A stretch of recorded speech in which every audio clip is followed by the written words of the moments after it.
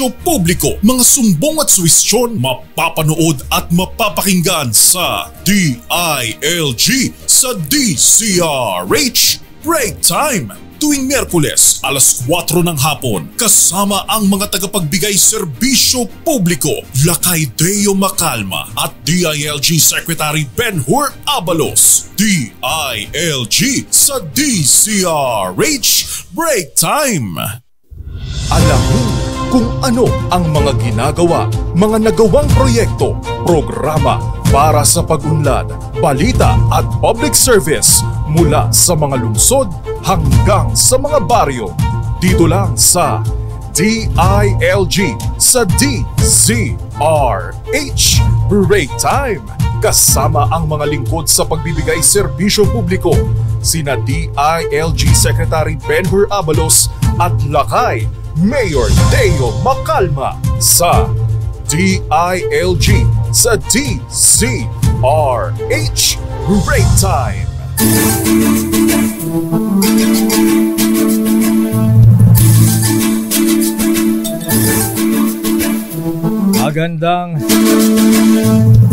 Magandang hapon Pilipinas. Ako po si Deo Macalma. At ngayon Miyerkules na naman. June 19, birthday ni Dr. Jose Rizal. At welcome po sa DILG sa DZRH Break Time. Siyempre ito po yung lingkod Deo Macalma. At maliban sa akin, makakasama natin sa ating programa ang Director ng Public Affairs and Communication Service ng Department of Interior and Local Government, si Attorney Xavier. Attorney Salvacion Eva Bakay. Magandang hapon, Director Eva. Magandang hapon po, Lakay Mayor, at sa ngalan po ng ating mahal na Secretary Ben-Hur Abalos at ni Yusek Odi Pasaraba. Magandang hapon Pilipinas sa lahat ng nakikinig at nanonood on air at online. Ang DILG po ay inyong makakasama live dito sa DZRH Break Time upang mas mailapit po ang ahensya sa publiko pagdating sa pagbibigay ng serbisyo, dahil ang DILG po ay matino, mahusay at maaasahan na handang paglingkuran at pangalagaan ang ating mga mamamayan. At bilang bahagi ng mas pinalawak na paghatid ng mga balita at serbisyo, ang DZRH po ay live ninyong mapapanood sa DZRH News Facebook page, DZRH News Television sa YouTube, sa aming website dzrhnews.com.ph at sa cable channels nationwide. Para naman po sa inyong mga katanungan, mga nais idulog sa ahensya o suhestyon, tayo din po ay naka-live at mapapanood sa DILG Philippines official Facebook page. Pero bago ating mga talakayan na Director Eva, tumungo muna tayo sa mga latest happenings at action sa DILG Director. Tama po kayo, Lakay Mayor. Sa DILG Balita at Aksyon, ating tatalakayin ang latest news at happenings sa aming ahensya. At narito ang ilan lamang sa mga mainit nating mga balita. At unahin natin ang mainit na mainit. Dahil nag-resign na bilang kalihim ng Department of Education, DepEd, at bilang Vice Chairperson ng NTF-ELCAC si Vice President Inday Sara Duterte Carpio. Sa isang press conference kanina, nagpasalamat si Vice President Inday sa mga ahensya ng pamahalaan, maging sa private sector, at maging sa mga DepEd sa lahat ng tulong, suporta, hard work at dedikasyon sa trabaho. Sa kabila ng kanyang pagbibitiw, tiniyak ng dating kalihim ng DepEd na patuloy niyang itataguyod ang edukasyon na anya ay nararapat sa mga Pilipino. Ganun na pahayag ng Vice President Sara Duterte Carpio. Ang aking pagbibitiw ay hindi lulan ng kahinaan, kundi dala ng tunay na malasakit para sa ating mga guro at kabataang Pilipino. Bagamat hindi ako magpapatuloy na mamamahala sa kagawaran, patuloy pa rin nating itataguyod ang kalidad ng edukasyon na nararapat para sa Pilipino. Hindi man ako ang tumatayong kalihim ng edukasyon, mananatili akong isang ina na nagmamatyag at titindig para sa kapakanan ng bawat guro at bawat mag-aaral sa Pilipinas. Para sa isang matatag na Pilipinas. Lahat ng ating ginagawa ay para sa Diyos, sa bayan, at bawat pamilyang Pilipino. Syukuran. Samantala, tinanggap na ni Pangulong Ferdinand Bongbong Marcos Jr. ang resignation ni Vice President Sara Duterte Carpio bilang miyembro ng kanyang gabinete. Bilang DepEd Secretary, pero nilinaw nito na mananatiling Vice Presidente ng Republika si Vice President Inday. Epektibo ang resignation ni Vice President Duterte bilang kalihim ng DepEd simula ngayong araw, July 19, 2024. Naku, attorney. Next month, July. Nga pala, June nga pala ngayon. Ba yan? Next month, July 19, 2024. So, nahagulat tong resignation attorney, director ng ating Vice Presidente bilang kalihim ng Department of Education. Samantala, sa iba pang balita, bumuo na ng task force ang DILG. Natututok naman sa investigasyon sa ni-raid na Pogo Hub sa Porac, Pampanga. Ayon kay Secretary Benhur Abalos, tututukan ng ahensya ang investigasyon para malaman kung may mga opisyal na dapat managot sa operasyon ng Pogo na Lucky South 99. Nauna nang ipinasara ang nasabing Pogo Hub kasunod ng ni-raid dito ni Secretary Abalos at mga otoridad noong 2022. Muli namang nagpaalala ang kalihim sa mga local chief executives, mga mayors, gobernador sa kanilang papel na bantayan at tiyakin na may license to operate ang mga establishmento at lahat ng mga negosyo sa kanilang lugar, lalo na ang mga Pogo.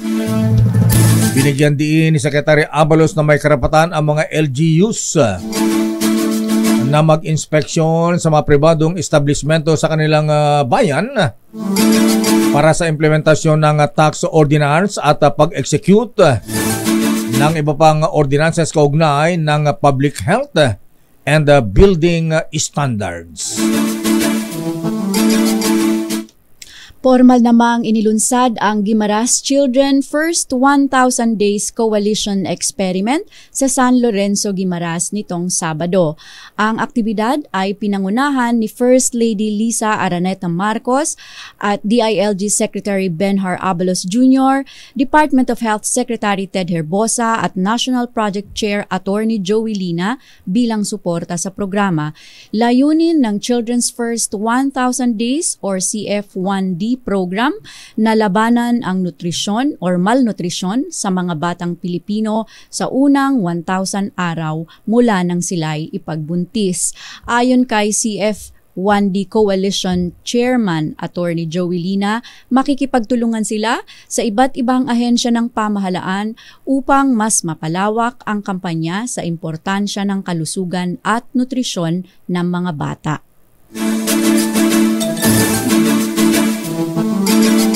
Samantala, nakisaya naman ang halos 1,000 katao sa selebrasyon ng Buhay, Ingatan, Droga ay Ayawan o BIDA Anniversary, kick-off at BIDA Fun Run at Zumba na ginanap sa Bulanao, Tabuk City, Kalinga.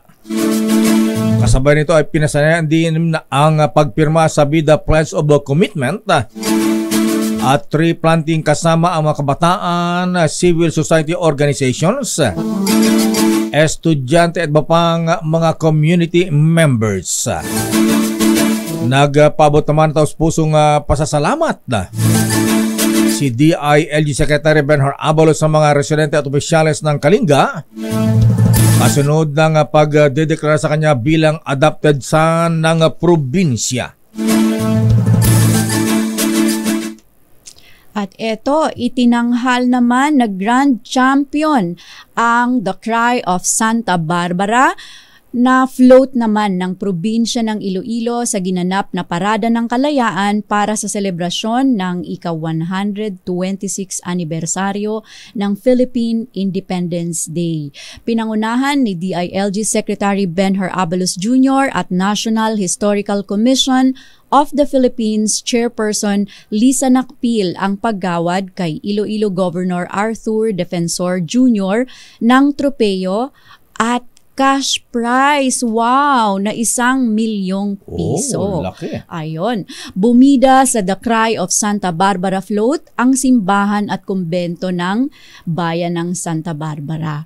Nobyembre 17, 1898, isinagawa ang inaugurasyon ng Revolutionary Government ng Visayas at ang unang pagwawagayway sa watawat ng Pilipinas sa labas ng Luzon. Ito ay sumimbolo ng mahalagang papel na ginampanan ng Visayas Region sa pagkamit ng kalayaan ng bansa. Wow, congratulations sa mga taga-probinsya ng Iloilo, Santa Barbara, Iloilo. At ilan lang yan sa mabalitang hatid ng DILG. At sa ating pagbabalik, Director Eva, alamin natin ang mga proyekto at programa ng ating lokal na pamahalaan para sa mga kabataang Pilipino. Ayan. Dahil birthday ni Rizal, yes, ang mga pag-asa ng bayan. Dahil sabi nga noon ang Jose Rizal, ang kabataan ang pag-asa ng bayan. Wow.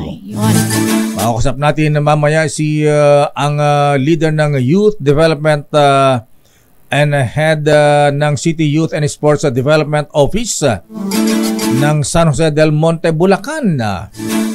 At SK Chairman ng Barangay Kalumpang, General Santos City, SK Chairman Robin James Mozo. At yan po ay sa ating pagbabalik dito sa ating palatuntunang DILG sa DZRH Break Time. Pinakahuling mga balita, kaganapan, DILG, balita at aksyon. The Seal of Good Local Governance for Barangay is more than just an award. It's a commitment to excellence, a journey towards efficient, equitable, and quality public services. This performance assessment and recognition system is designed to highlight the remarkable efforts of barangays across 6 governance areas. At its core, the SGLGB puts primacy to integrity and good performance as pillars of meaningful local autonomy and development. In line with the Bagong Pilipinas call for transformation, the SGLGB aligns with a vision of a responsive, visionary, and accountable government. In 2023, the DILG implemented the SGLGB to 42,041 barangays nationwide to profile and assess the performance of barangays for the year 2022. Out of the said number, 39,623 barangays were assessed to determine baseline information on various indicators, identify performance gaps, and recognize good performance.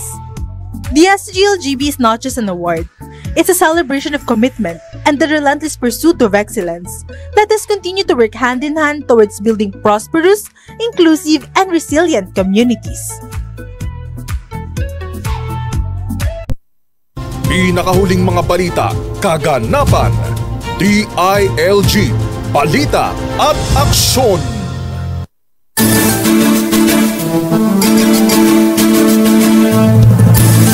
Para po sa mga nagtatanong, totoo po na nag-resign na si Vice President Inday Sara Duterte Carpio. Pero bilang DepEd Secretary po, hindi bilang Vice Presidente. Siya ay Vice Presidente pa rin ng Republika ng Pilipinas. Pero hindi na po siya miyembro ng gabinete ng Pangulong Bongbong Marcos. Binitawan na niya ang kanyang posisyon bilang DepEd Secretary.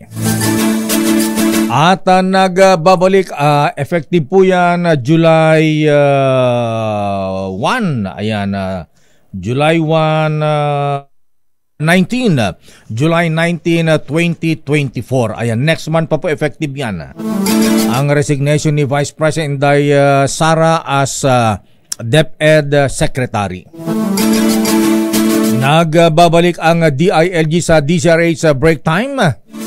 Ngayon pong Filipino Youth Day. Aba, Filipino Youth Day pala ang tawag sa atin, Atty. Eva. Kasali tayo dyan.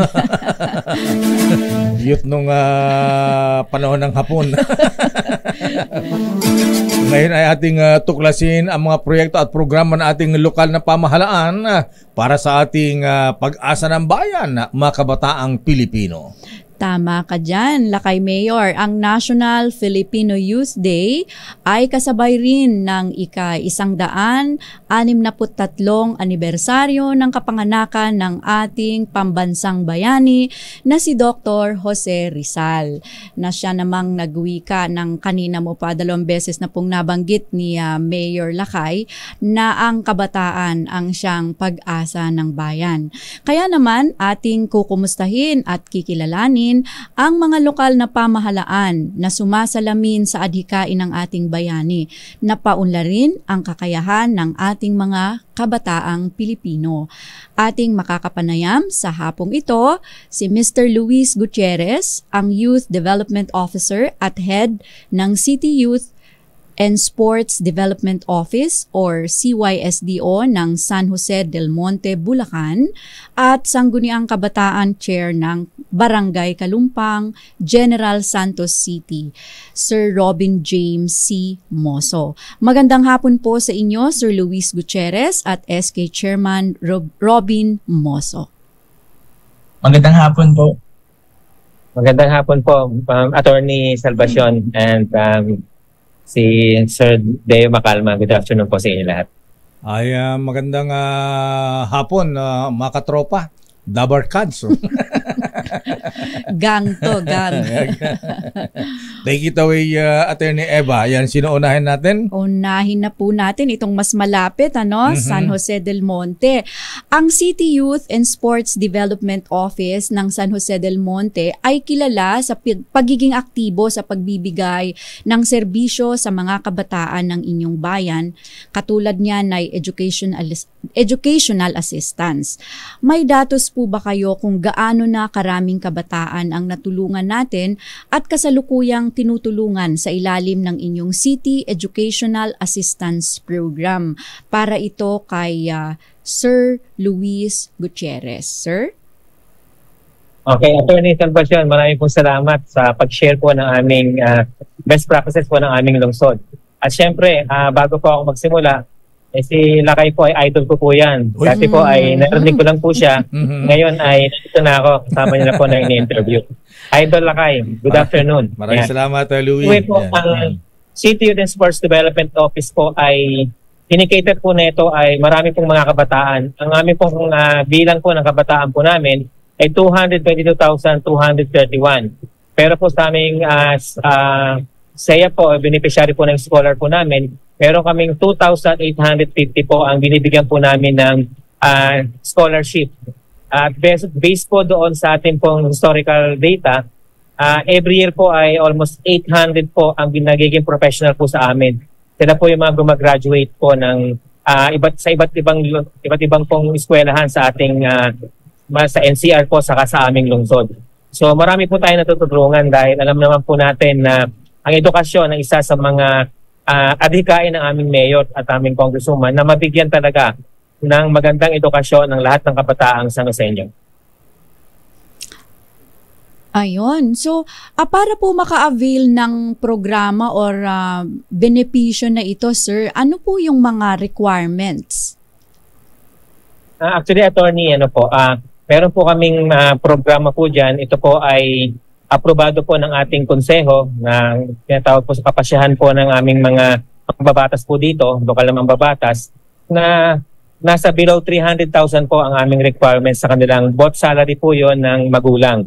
Both parents po dapat sila po ay merong 300,000 combined income para po sila maging beneficiary po ng SEAP. At syempre, meron din pong kasama din po sa ordinansa po doon yung mga magagaling po natin na mga kabataan sa sports at sa sports po. Binibigyan din namin po sila ng opportunity na maging scholar, and also doon po sa mga atleta po natin sa sports na nagkamit po ng mga gintong medalya sa local man o international, ay meron din po silang slot. And even din po doon sa mga solo parent po natin at mga corpus po natin, kasi sinasama din po namin sila para mabigyan po sila ng scholarship grant ng aming lungsod. Ayan, Louie, ayan, anyway, nabanggit mo rin lang ang larangan ng sports. Paano nakatulong ang City Youth Sports Development Office sa inyong mga kabataang manlalaro at sa pagpapalaganap ng sports at iba pang mga larong pambansa? Idol, Lakay, ang ginagawa po namin, meron kaming grassrooting program. So binabudgetan po namin yan sa aming tanggapan na itong mga kabataang ito na nagsisimula sa iba't ibang sports po ay binibigyan po namin ng training. At kasama din po nito yung aming pong pagbibigay po sa lahat po ng sports discipline ng opportunity na maging bahagi po ng sports program. Pinapatawag po namin sila sa aming pong 62 barangays, and in-encourage po namin sila to join doon sa program para lalo pa po namin makita kung ano po yung mga kailangan po namin sa sports at ma-encourage po sila to join the sports. Kasi po, madalas po namin binabantayan po yung Claraa, yung pong palarong pambansa at Batang Pinoy na kung saan marami po mga San Joseño ang nagiging champion at napapadala po namin sa ibang bansa po. Anong ginagawa niyo, Louie, para maengganyo, matiyak at aktibong lalahok ang ating mga kabataan sa sports activities? Idol, Lakay, meron po kasi kaming ordinansa din na nagbibigay po kami ng insentibo sa mga sa mga atleta po natin na nakakuha po sila ng gintong medalya. Binibigyan po namin sila ng 20,000 actually, siyempre, para naman ma-encourage po sila every time na nanalo sila. At the same time, bago po sila magkaroon po ng lumahok sa iba't ibang patimpalak, ay binibigyan po sila namin ng training. Kasama po sa aming budget po yun na matrain po sila, including po yung coach po na mag-handle po ng sports discipline para masigurado po namin na sila po ay mabigyan ng magandang training ang mga kabataan. Ganda. Ayun. So maliban po yan sa educational benefits or assistance or SEAP na nabanggit ninyo, pati na rin sa suporta ng sports activities, ano pa po yung mga programa at proyekto ng inyong lokal na pamahalaan para sa mga kabataan, lalo na po sa pagpapaunlad ng kanilang skills and development naman? Attorney Salvacion, meron po kasi kaming collaborated po kami, hindi lang po sa aming tanggapan. Collaborated po kami sa iba't ibang offices po ng aming lungsod. At binibigyan po namin sila ng iba't ibang programa. Kasutulad po halimbawa ng sa environment. So kasama po namin sila sa environment programs, sa disaster management program, at doon naman po sa education disaster program po na binibigyan din po namin. So ang napakaganda po rito yung collaboration ng bawat mga offices para masigurado po namin na ang bawat kabataang San Joseño ay mabigyan po ng iba't ibang trainings according po sa kanilang mga pangangailangan. Ayan, gaano kahalaga, Louie, yung para sa inyong lokal na pamahalaan ang masuportahan yung ating mga kabataan at isulong, pagyamanin ang kanilang mga kakayahan? Idol, nakita po namin na ito doon sinabi po ko kanina, ang dami po ng kabataan po ang San Jose del Monte. Meron kaming 222,000. So ang aming butihing Mayor, Turi Robes, at ang aming Congresswoman ay talagang gumagawa kami ng mga pamamaraan.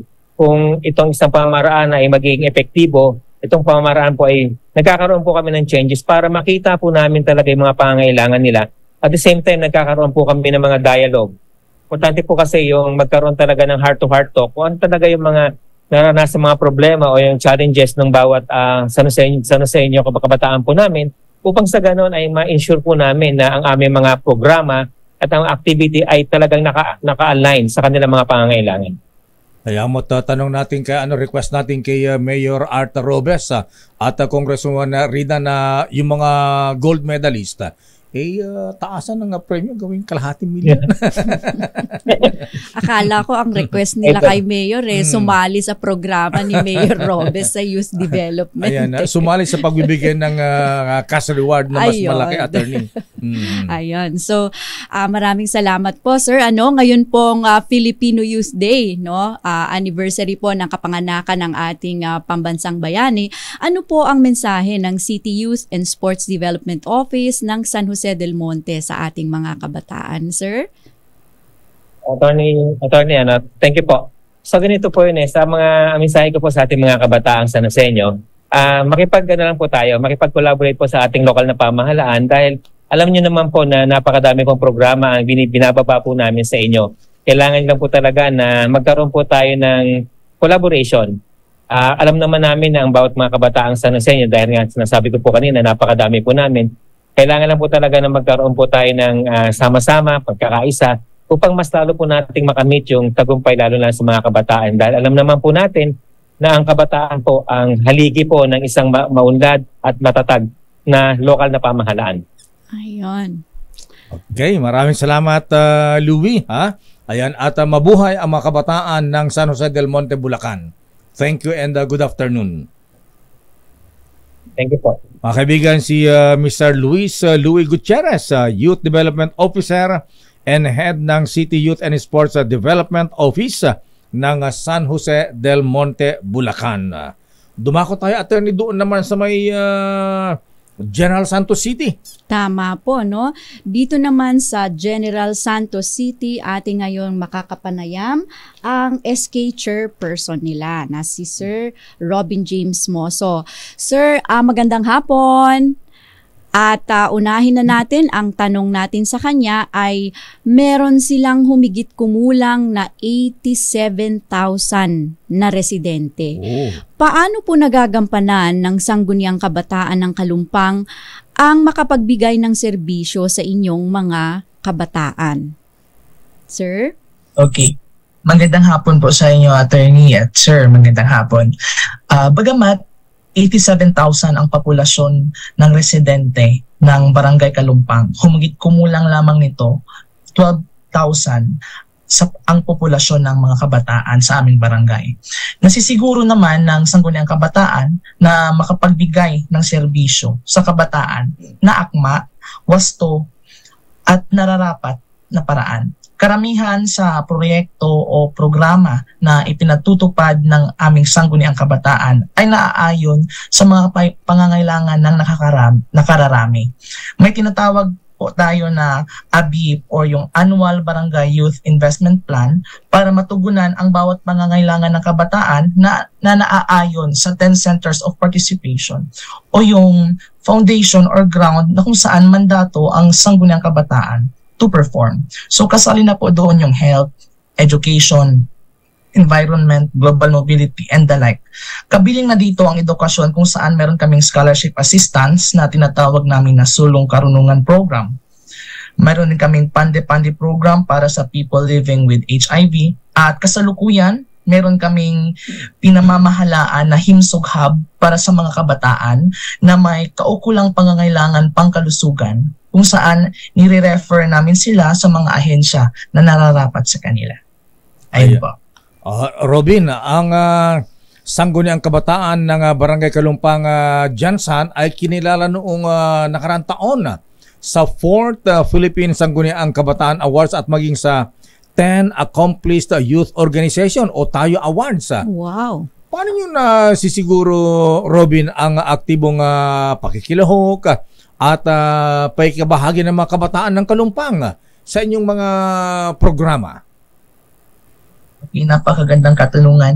Ang mga programa, proyekto at adhikain ng aming tanggapan ay naglalayon na tugunan ang iba't ibang sektor na pagpapaunlad sa mga kabataan.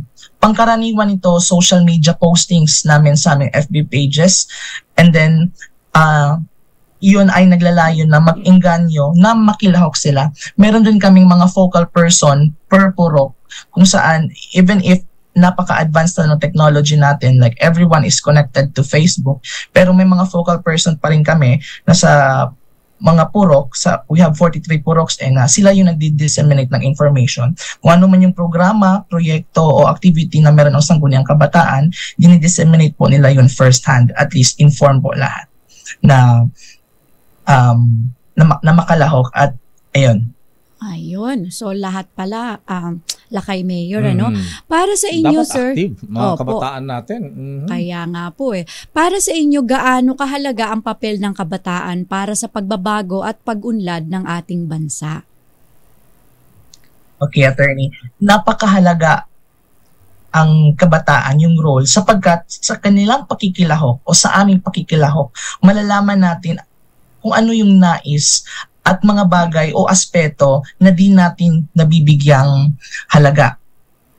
Of course, tayo yung future generation, so need talaga na sa pakikilahok na iyon, through legislative agenda, ma-preserve natin yung youth for the next generation. Ayan. Robin, anong ma-advise mo? Maibigay mo nga payo sa mga leader kabataan, lalo na sa Sangguniang Kabataan Councils na nais magsimula ng pagbabago sa kanilang community.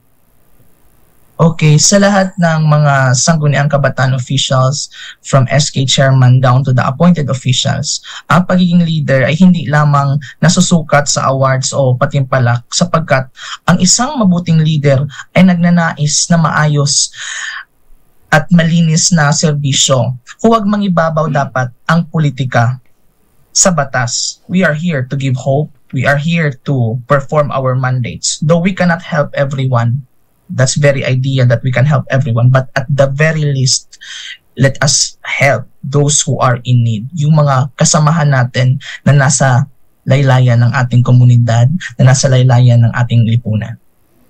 Ayun, ngayon pong National Filipino Youth Day, ngayong araw po yon. Ano ang mensahe ng Sangguniang Kabataan ng Barangay Kalumpang sa ating mga kabataan, maliban na po sa inyong nabanggit kanina? Okay. Thank you, attorney. Panahon na upang tayo naman ang magkusa sa kung ano ang maibibigay o maitutulong natin sa ating komunidad upang ito'y umunlad, makilahok sa mga programa na isinasagawa ng Sangguniang Kabataan, pagkat ang ating tanggapan o opisina ay lagi namang bukas para tugunan base lang kung ano rin yung kaya ng ating tanggapan. Ayun po. Okay, maraming salamat Robin ha. Ayan mabuhay ang mga kabataan. Thank you. Thank you very Maraming much. salamat.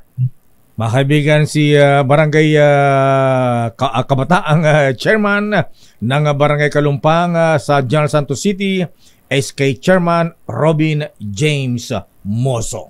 Ayun. Bago tayo mag-end, Apo Lakay ay merong nagpapabatid ng pagbati sa'yo. Idol ka daw ng mga ito mula sa Tawi-Tawi. Wow. Si Police Lieutenant Colonel Ahmad Abdul Kahir. Sir, nandito na po si Lakay Deo para batiin ka. Hanggang sa Itbayat, Batanes. Wow. Engineer Alexander Nola. Kumusta ka daw po, sir? Idol ka daw po nito. Kuyang Abdul at sino isa? Attorney? Engineer Alexander Nola. Alex, ayan, magandang hapon po sa inyo. Mabuhay po kayo mula Batanes hanggang Tawi-Tawi. Ayan, modesty aside po, mahabigan kami lamang po ang himpilan ng radyo sa Metro Manila ang narinig hanggang mula Batanes hanggang Tawi-Tawi. Ayan, magandang hapon po at mabuhay po kayo. At sa ating pagbabalik, attorney, mamaya makasama natin si Ma'am Georgina Ann Hernandez Young ng Galing Pook Foundation. Pinakahuling mga balita, kaganapan, DILG, balita at aksyon. Pursuant to EO number 139 dated August 18, 2021, amending EO number 115 dated August 5, 2002, the beneficiaries of barangay officials who died during their term of office can receive death and burial assistance nationwide. The beneficiaries of the punong barangay can receive 20,000 pesos for death benefits and 2,000 pesos for burial expenses, while the beneficiaries of the Sangguniang Barangay members, Sangguniang Kabataan Chairman, Indigenous People Mandatory Representatives, Barangay Secretaries, and the Barangay Treasurers can receive 10,000 pesos for death benefits and 2,000 pesos for burial expenses. In availing the barangay officials' death and burial assistance, the following are the documentary requirements.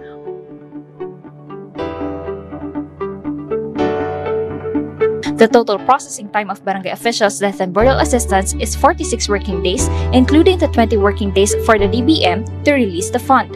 Since the implementation of the BOD program 2002, the DILG has provided a total amount of 686,386,000 death and burial assistance to the beneficiaries of the DBOs. Currently, the continuous enhancement of the BODBA information system is one of the priorities of the department as the processing of death and burial assistance is being done online. This effort underscores the department's commitment and support to the marching order of our president to facilitate the full digitalization of processes in the bureaucracy and collectively strive towards a matatag na bagong Pilipinas.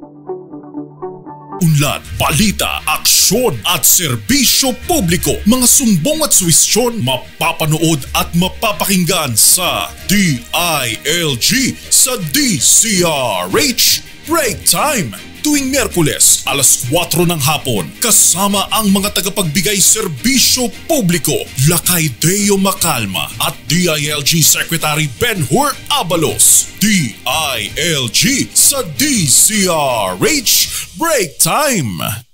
Pinakahuling mga balita, kaganapan, DILG, balita at aksyon.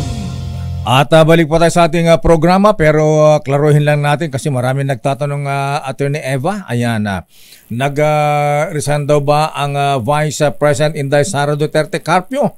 Totoo po yan, siya po ay nag-resign pero hindi po bilang Vice Presidente. Nag-resign lamang siya bilang Secretary ng DepEd. At ang kanyang resignation ay tinanggap ng Pangulong Ferdinand Bongbong Marcos Jr. Pinakahuling mga balita. At nagbabalik ang DILG sa DCRH Break Time. At ngayon, Attorney, abay sa DILG Connect naman tayo at ating bigyang kasagutan ang ating mga lokal na pamahalaan kung paano ba sumali para sa taunang Galing Pook Awards. Attorney, Opo. Take it away. Opo, Lakay Deo, no? Kaya naman para bigyan pa tayo ng karagdagang detalye ukol sa Galing Pook Awards 2024, ating makakapanayam sa hapong ito ang Executive Director ng Galing Pook Foundation, Miss Georgina Ann Hernandez Yang. Magandang hapon, Ma'am Georgina. Ayan. Magandang hapon, Attorney Salvacion Bakay at ay Lakay Deo. Magandang hapon po sa ating lahat. Maganda ka pa sa hapon, Mama Georgina. Nakikinig po ako kanina. Bahagi rin po ang Galing Pook sa Philippine SK Awards. Oh. Ayun. So, kami po yung bahagi rin ng Board of Judges. So, happy na narinig ko rin po ulit at tuloy-tuloy yung kwento ng Jensen. Ayan. Take it away, Attorney. Opo, unahin na po natin mag-shoot ng katanungan kasi maraming nagtatanong ng mga LGUs, Ma'am Georgina. Ano po itong Galing Pook Awards at ang layunin ng Galing Pook Foundation? Opo, yung Galing Pook Awards po, sinimulan po ito 30 years ago. And ang hinahanap po natin yung mga pinaka-empowering and innovative local government programs. So it's an award for 10 outstanding local governance units. And ang tema po every year ay iba-iba. Siyempre, nung pagtapos ng pandemic, yung resilience natin and including yung economic recovery. Ngayon po, pinapahalagahan natin yung mga programa na pinaka nag-engage po talaga sa kanilang mga communities, no, yung participatory governance. So, iba-ibang theme. And across all sectors, hinahanap po natin. Narinig ko kanina po yung ating LYDO ng San Jose del Monte. Sana po ay maimbitahan po namin kayong sumali sa Galing Po Awards. Ito po yung pinaka-inaasam ng marami sa mga LGUs natin at magiging masaya po kami na matanggap yung inyong mga applications for this year. Ayan, Mama Georgina, ayan na. Paano ba ang proseso ng pagpili po sa mga finalist sa Galing Po Awards?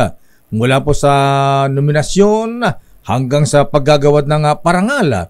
May mga stages ba ng evaluation, pagsasala sa mga nominees at ano po ang mga criteria na dapat pagtuunan ng pansin na ma'am? So number 1 po dyan is the positive results and impact.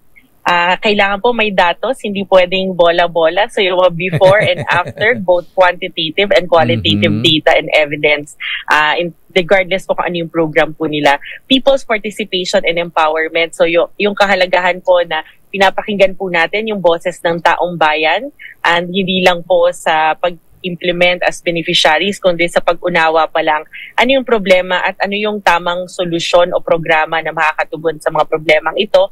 Yung innovation na parang thinking out of the box, anong kakaiba dito? Kasi alam naman natin lahat ng mga LGUs mahuhusay, lahat ng mga LGUs ay magagaling, pero ano yung innovation or adaptation na ginawa ng LGU? Yun po yung criteria. Resilience, ito ba magtutuloy-tuloy kahit bumagyo man, magkaroon man ng lindol, pumutok ang bulkan, magkaroon ulit ng pandemic, magtutuloy-tuloy ba yung serbisyong ito?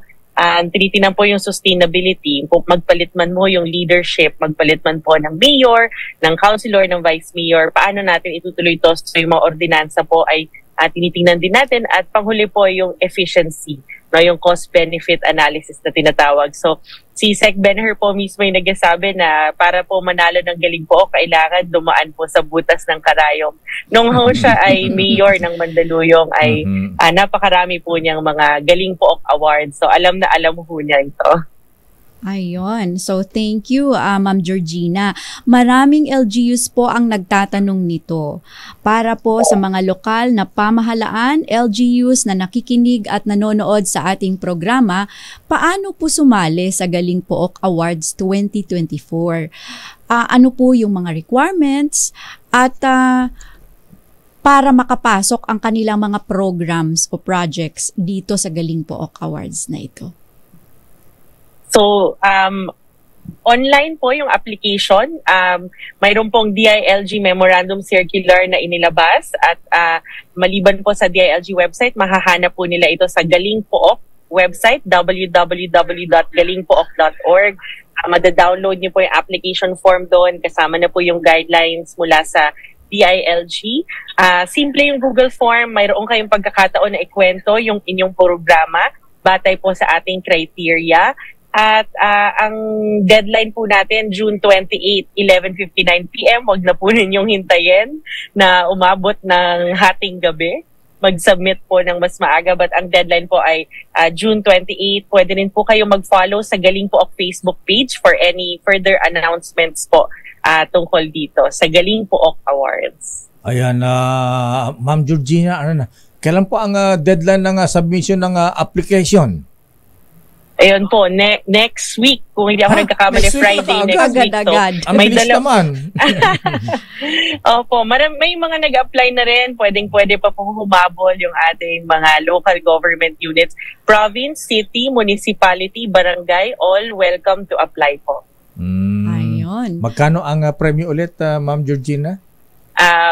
Ang winning program ay 300,000 pesos po kada program. Galing po ito sa Local Government Academy ng DILG. Ba't di ba gawin kalahating milyon? Ay, hingin po natin yan sa kanila. Pero alam niyo po, dito ang habol po talaga ng mga LGUs ay yung bragging rights. Yung matawag na sila ay Galing Pook awardee at yung sila ay yung mataas yung tingin ng kanilang mga kapwa LGU sa kanila pag sila po ay nakatanggap ng Galing Po. Hindi nababayaran yan. Hindi. Priceless. Opo. Yes. Ma'am Georgina, maraming salamat po sa inyong pagpapaliwanag tungkol dito sa Galing Pook. Mayon, hihingan po namin kayo ng mensahe para sa ating mga lokal na pamahalaan na nais lumahok sa Galing Pook Awards. Opo. Ito pong Galing Pook pagkakataon po ng bawat local government unit na ikwento kung ano yung mga magagaling na programang ginawa po nila. Wag po natin tong itago dahil alam po natin pag itong programa nyo kinilala ng Galing Pook, mas maraming may inspire, kopyahin, mas maraming magiging mas magaling pa sa inyo at yun po yung gusto natin dito sa Galing Pook na hinihila natin ang bawat isa pataas. Salamat po at umaasa po kami na maraming mag-apply mula sa mga LGUs this year. Ayon. Maraming salamat muli, Ma'am Georgina Ann Hernandez Yang, ang Executive Director ng Galing Pook Foundation. Ayan, sali na. Ayan, submit na kayo na application. Ayan, June 28, boss. ang deadline. Aba, ilang araw na lamang, ilang attorney. tulog na lang. Anyway, so tama po si Ma'am Georgina Ann Hernandez Yang. Abay, huwag niyong itago. Ayan, ang inyong magaling na ginagawa sa inyong pook, mga bayan-bayan, barangay, para ito po ay tularan. Ayan, mai-share po niya sa ating mga kababayan para lalo din silang sumikap para mapaganda ang kanilang serbisyo at programa sa kanilang mga komunidad. Bilis ng oras sa attorney. Abay, kasi simula pa lang natin, magpapaalam na tayo. Ha? Hindi na natin nahintay si Yusek Odi Pasaraba. Ayan. Saan ba si Odi Yusek Pasaraba ngayon? Bumiyahe po, sir. Ayan. Nag-inspection ba ng Pogo sa Pampanga at Tarlac? Malayo-layo po. Malayo-layo. Maraming problema ang DILG Secretary Benher Abalos ngayon sa mga illegal Pogo na meron pang mga torture chamber. Grabe. Anyway, maraming salamat po sa inyong pagtutok sa ating programa hanggang sa susunod na Miyerkules. Siyempre alas 4 hanggang alas 5 ng hapon. Maraming salamat po. Maraming salamat po sa inyong pagtangkilik. Sa ngalan po ng ating butihing Secretary, Secretary Benher Abalos at Yusek Odi Pasaraba. Ako po si Eva ng PAX DILG. Maraming salamat. Magandang hapon. Ako naman po si Deo Macalma at good afternoon. Inyong napakinggan ang DILG sa DZRH Break Time. Kasama ang mga lingkod sa serbisyo publiko, sina DILG Secretary Benher Abalos at Lakay Mayor Deo Macalma. Hanggang sa susunod na Miyerkules, tumutok, makinig, alamin ang mga ginagawa, mga nagawang proyekto, programa para sa pag-unlad, balita at public service mula sa mga lungsod hanggang sa kasulok-sulukan ng mga barangay. Dito lang sa DILG sa DZRH Break Time.